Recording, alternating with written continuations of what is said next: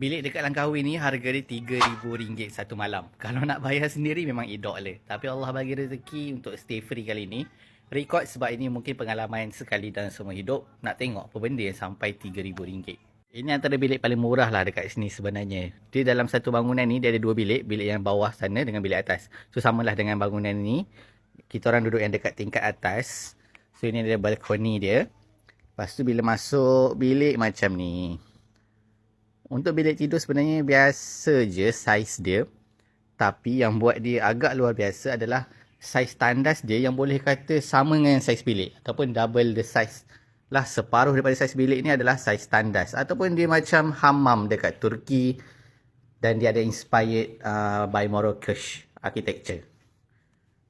So ni selalu kalau tandas lain ada bathtub. Dekat sini ada macam ni. Bathtub juga. Atau telah kalau nak panggil hammam pun boleh juga. Lepas tu ini shower. Ini tandas. Kemudian ini katil tadi. So korang rasa okey tak RM3,000 satu malam untuk bilik macam ni?